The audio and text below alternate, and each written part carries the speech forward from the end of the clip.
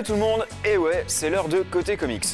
Au sommaire de ce nouveau numéro, Actualité est sortie la semaine avec Julien, un tour à la boutique Le Petit Peuple, spécialiste des jeux de société. Bah oui, il n'y a pas que les comics dans la vie, hein. Il y a aussi les jeux de société tirés des comics. Et enfin, un tour sur les super vilains de Spider-Man, étape bien évidemment indispensable avant la sortie du film qui approche à grands pas. Côté Comics, go! Bien le bonjour à tous, j'espère que vous allez bien et que vous êtes de plus en plus nombreux à lire des comics. Allez, on y va pour l'actu et les sorties comics. Du grand écran, c'est encore et toujours Marvel qui fait parler. Voici quelques news en vrac, en partenariat toujours avec cinecomics.fr. Tout d'abord, des nouvelles de Captain America 2 The Winter Soldier avec quelques photos de tournage de la très jolie Scarlett Johansson qui reprend son rôle de Black Widow dans ce second opus qui sera plus orienté politique et espionnage. On a aussi découvert deux nouveaux concepts du fameux soldat d'hiver que les lecteurs de comics connaissent bien, mais qu'on ne vous dira pas qui c'est. Non, on spoil pas nous. Sortie prévue le 2 avril 2014. Avez-vous été voir Iron Man 3 ? Et non, je ferai pas la vanne, vous n'avez pas été voir, allez-y maintenant, je vous attends, machin. Non. Non. Ok, allez-y, c'est bon. Allez. C'est bon ? Bon, ok. En tout cas, réjouissez-vous, puisque Iron Man n'est pas prêt de prendre sa retraite. On vient d'apprendre qu'il sera bien présent dans Avengers 2 et qu'il y aura aussi un Iron Man 4. On ne sait pas plus là-dessus, mais en tout cas, il y en aura bien. Et c'est cool. Avengers 2, justement, pour lequel deux nouveaux personnages de taille ont été annoncés, Scarlet Witch et Quicksilver, alias la sorcière rouge et Vif Argent en français. Les deux mutants, en forme de Magneto, ont eu une grande importance dans les comics Marvel ces dernières années et les voir rejoindre l'univers cinématique est forcément une excellente nouvelle. Enfin, sachez que les droits du personnage de Ghost Rider, jusque-là détenu par Sony et qui avait fait 2 films, sont revenus au studio Marvel. Pas d'annonce d'un nouveau film par contre.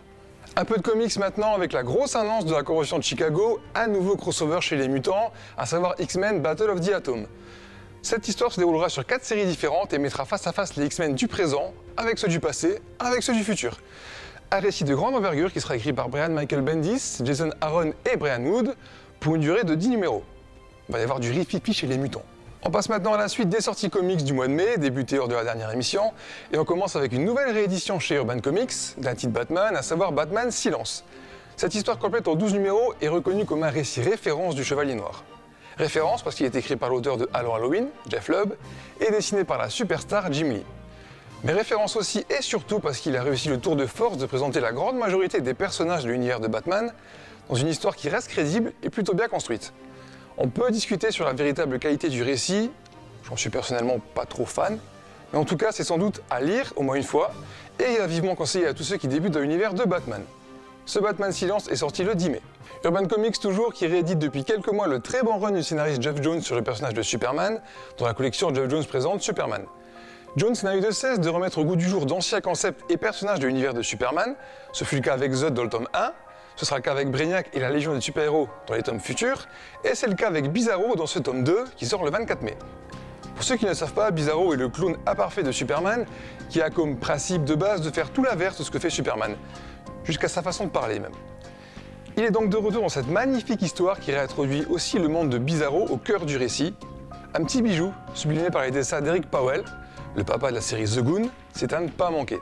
Un tour du côté de Delcourt qui propose 2 chouettes séries, la première s'appelle Revival, et pour vous la présenter, je vais simplement vous dire qu'il s'agit du même concept que la série TV française Les Revenants. Et si vous ne connaissez pas Les Revenants, du coup, il faut quand même que je vous la présente. Donc c'est pas compliqué, l'histoire se déroule dans une petite ville du Wisconsin, où plein de morts sont revenus à la vie du jour au lendemain, on les appelle les réanimés. Nous suivons une officier de police qui doit gérer toute la pagaille et la panique que cela peut amener, mais qui doit aussi résoudre un meurtre, dont tout le monde est suspect, mort ou vivant. Une série de qualité par 2 auteurs de renom dans le milieu indépendant, à savoir Tim Seeley et Mike Norton. Le tome 1 sort le 22 mai. Le retour d'Aéro né au début des années 80, créé par Dave Stevens et qui a déjà eu un film en 1991, je parle bien sûr du flamboyant Rocketeer. Cette BD très pulp et assez parodique, qui présente les aventures du casse-cou Cliff Seckard et de sa fusée des années 30, est de retour dans une nouvelle mini-série en 4 numéros, intitulée Le Cargo Maudit. Et ce n'est pas n'importe qui aux commandes, puisqu'on retrouve l'excellent Mark Waid au scénario et le non moins excellent Chris Samney au dessin, 2 auteurs qui n'ont jamais travaillé sur le personnage. Fans du Rocketeer ou lecteurs qui veulent le découvrir, voilà une jolie sortie pour vous, ce sera le 22 mai. C'est tout pour l'actu et sorties comics. On se rend maintenant au magasin Le Petit Peuple, spécialisé dans les jeux de société, qui va nous présenter tous les jeux qui parlent de comics ou qui sont adaptés de comics. Voilà, un beau reportage, c'est tout de suite. Portez-vous bien et à la prochaine.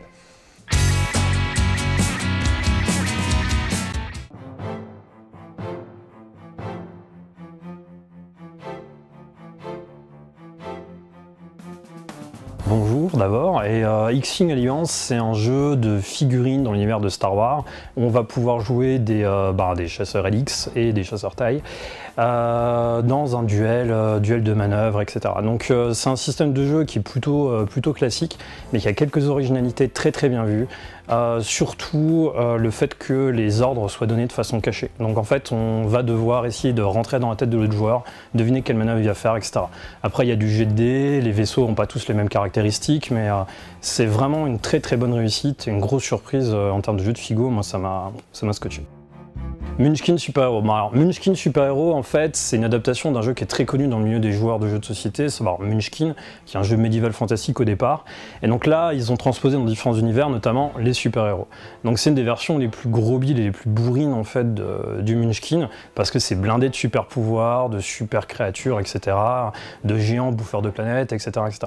Donc le jeu est vraiment cool dans son approche. C'est pas forcément celle qui est la plus appréciée au niveau des ventes de Munchkin. Par contre, c'est vrai que c'est un bon délire. Donc pour les amateurs de comics, c'est plutôt sympa, c'est à voir. Alors Super Comics, bon encore un jeu avec un super dedans, c'est un jeu de défi en fait, où on va simplement inventer un super-héros et piocher des cartes pour lancer des défis aux autres joueurs. Donc ça va être celui qui va réciter l'alphabet le plus vite possible, enlever ses chaussettes le plus vite possible, ce genre de choses. Souvent basé sur de la vitesse ou de l'habilité manuelle. Finalement c'est jouer au super-héros dans une ambiance décontractée, quoi. Donc là pour le coup c'est vraiment typiquement du party game, c'est sans se prendre la tête, c'est pas du jeu stratégique, ce genre de choses. C'est un bon délire une fois encore.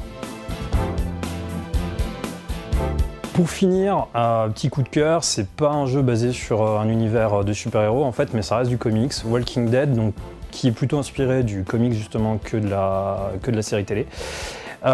Pour le coup, c'est un jeu qui se joue de 1 à 6, donc on peut jouer tout seul, essayer de jouer le survivant, récupérer des personnes, gérer ses ressources pour trouver finalement un refuge. On va pouvoir se réfugier. Mais en fait, et c'est là où le jeu prend toute son ampleur, on peut jouer jusqu'à 2, 3, 4, 5, 6 joueurs, où là en fait on va chacun essayer d'être celui qui va trouver un refuge, mais peut-être essayer seul ou essayer de s'allier, il vaut mieux essayer de s'allier parce que c'est vraiment très difficile en solo, pour s'en sortir. Alors, est-ce que les gens vont jouer le jeu jusqu'au bout? Est-ce qu'ils vont nous trahir? Est-ce qu'il va y avoir des victimes en cours? Ça, faut jouer pour le savoir. Et maintenant, on va faire un petit tour des super vilains de l'univers Spider-Man. Avant de commencer, un petit point intéressant quand même, il est difficile de dire que Spider-Man a un ennemi juré, contrairement à d'autres comme Lex Luthor avec Superman ou le Joker avec Batman. Dans Spider-Man, cela dépend beaucoup de la période en fait. L'exemple le plus flagrant est le Caïd, qui s'est acharné pendant longtemps sur Spider-Man, avant de passer plus fréquemment dans l'univers de Daredevil, puis de devenir son ennemi juré. Après, bien sûr, Spider-Man conserve une flopée de super-vilains plus ou moins tenaces. En voici quelques-uns. Et on va commencer avec le Bouffon Vert, créé en 1964. Bon, il y a eu beaucoup de bouffons verts, mais le plus connu reste Norman Osborn, à savoir le premier bouffon vert, suivi de son fils Harry Osborn, qui est le second. Il est connu pour avoir été l'un des premiers à s'acharner réellement sur Spider-Man, et bien sûr pour avoir tué Gwen Stacy, le premier amour de Peter Parker. Aujourd'hui, il est un peu mis en retrait dans l'univers de Spider-Man, tout simplement parce qu'il est mis en avant dans beaucoup d'autres univers. Il est par exemple actuellement le leader des Dark Avengers. C'est un personnage qui a du mal à garder sa personnalité et qui souvent laisse sa place à une seconde, à savoir le Bouffon Vert donc. Au niveau des capacités et des armes, c'est super varié. Ce qui reste le plus représentatif du personnage est son planeur suréquipé et bien sûr ses grenades citrouilles. Suivant, Venom, apparu en 1984. C'est très simple, le symbiote peut prendre possession des différents corps et voue une haine sans équivalent à Spider-Man. Et pour ça, il n'a pas hésité à s'associer à pas mal de personnages du coup, pour l'affronter avec en tête Eddie Brock. Il a manipulé Peter Parker pendant une longue période également. Tout comme le Bouffon Vert, Venom a lui aussi eu ses moments de gloire. Le personnage est puissant, endurant, peut balancer des toiles à l'infini, ne déclenche pas le sens de l'araignée de Spider-Man et peut se régénérer. Mysterio, qui malheureusement n'a pas encore été traité dans les films. Donc si vous lisez peu ou pas de comics du tout et que vous n'avez pas suivi les différentes séries animées, c'est un personnage tout nouveau pour vous. Là aussi, il y a eu plusieurs personnages à porter le nom de Mysterio. Le plus connu est Quentin Beck, apparu en 1964. C'est un gros méchant de l'univers Ultimate, au corps de Spider-Man. Il était un membre des Sinister Six aussi. Et c'est un personnage aux capacités et aux attaques très variées, un maître de l'illusion et des effets spéciaux, qui lui aussi reste très souvent un sérieux adversaire de Spider-Man. Mais si on devait vraiment donner le statut d'ennemi juré de Spider-Man à un super vilain de nos jours, ça serait Dr Octopus. Personnage apparu en 1963 et très récurrent, très acharné dans les combats, à l'origine de la mort de George Stacy, le père de Gwen. Un personnage qui a fait beaucoup d'alliances avec d'autres vilains et qui a aussi été un temps le leader des Sinister Six. Et enfin, il a un rôle méga important dans la série de Superior Spider-Man. Avec tout ça, forcément, le personnage ne peut être que dangereux. Pour ce qui est de ses capacités et de ses armes, il est extrêmement intelligent et combat au minimum avec 4 bras métalliques qu'il contrôle comme n'importe lequel de ses membres. Bon, ça c'était à peu près pour les gros méchants, hein. Mais le film The Amazing Spider-Man 2 en mettra en avant prochainement 2 autres que je n'ai pas cités. Le premier est Electro, apparu en 1964. Bon, contrairement à tous ceux que j'ai cités plus haut, Electro est clairement d'un rang inférieur. C'est vraiment un super vilain de seconde zone. Et ça, même s'il a lui aussi fait partie un temps des Sinister Six et qu'il est apparu très tôt dans l'univers de l'homme araignée. Pour ce qui est de ses pouvoirs, il peut contrôler et stocker l'électricité dans son corps, sachant que plus il en a, plus il est difficile à vaincre. Deuxième et dernier super vilain annoncé, je précise bien annoncé, dans The Amazing Spider-Man 2, Rhino, créé en 1966. Bon, lui c'est encore pire dans la hiérarchie des super vilains. Je veux dire, à ce niveau-là, ce n'est même plus de la seconde zone, c'est plus un homme de main qu'autre chose, quoi. La raison en est simple, Rhino n'est absolument pas connu pour être intelligent. C'est du genre, il attrape Spider-Man, qui lui dit « Non, je ne suis pas Spider-Man, je suis ton collègue, le super vilain, le caméléon, j'ai pris l'apparence de Spider-Man. » L'autre il dit « Ok » et puis il le relâche, quoi. Niveau pouvoir et capacité, il mesure 2 mètres, pèse 322 kg et peut soulever plus de 170 tonnes. Ajoutez à cela une bonne petite endurance et vous avez un bon vieux super vilain bien bourrin comme on n'en fait plus. Bon ben voilà, j'ai fait un petit tour des ennemis de Spider-Man, vous vous en doutez, il y a beaucoup d'autres, mais là vous avez vraiment les principaux. Et voilà, c'est déjà tout pour ce nouveau numéro de Côté Comics. Je vous retrouve...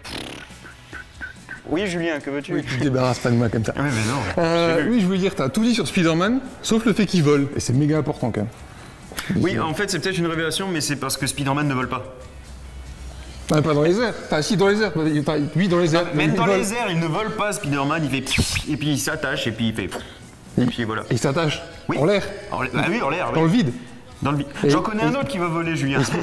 J'appelle Stanley direct, là. Va appeler Ouais, Stanley, non, ouais, mais- tu lui passeras le bonjour. Et voilà, donc c'est déjà tout Ouais, pour ce Stan, numéro. c'est quoi ce délire, là? Oh ouais. Attends. Très bonne soirée à tous.